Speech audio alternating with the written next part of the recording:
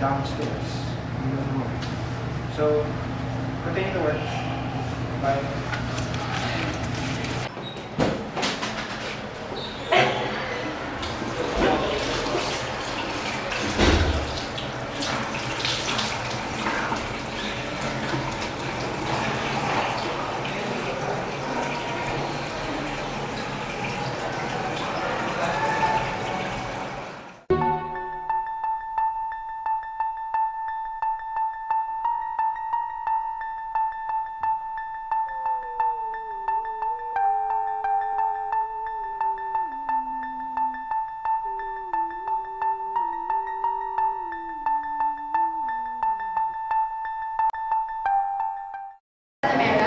Dr. Ramos has assigned us to research on the baby, which was born yesterday. So let us meet by tomorrow. Is it okay for you? Fine.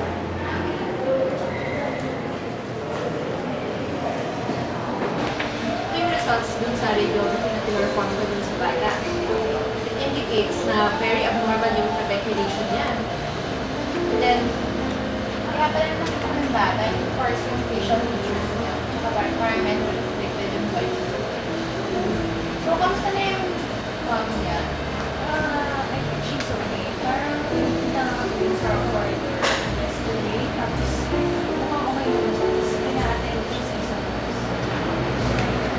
So, doon naman sa results ng MRI at saka ng CT scan, parang hindi naman siya, ay parang normal lang naman siya. Pero napansin niya na medyo delayed yung motor and cognitive development ng bata. So, medyo damage din yung brain niya. Ano kayang suppose mo na prediction for future ng bata niya? Yung state niya in the future? Yun nga, medyo abnormal siya. Delayed ka.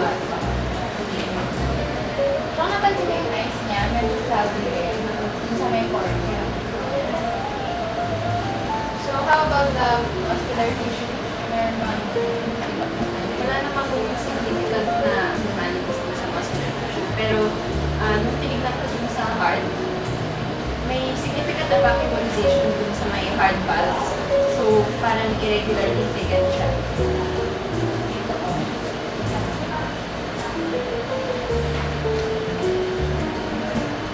Tapos napansin ko dun sa bata, medyo abnormal yung breathing niya.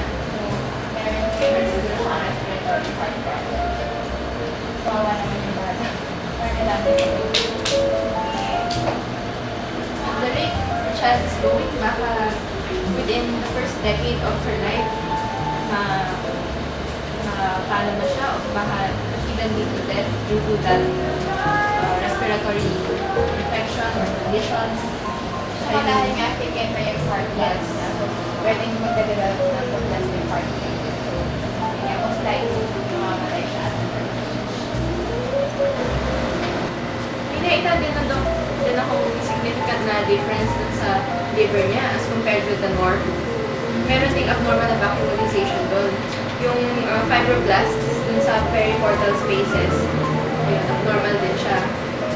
So, it's the same as what happened dun sa skeletal system ng bata. Tapos dun din sa buds. So, what could that indicate? Yeah. So, test na lang ulit natin siya. And then, dun sa Dr. Ken, perform sila ng enzymatic analysis.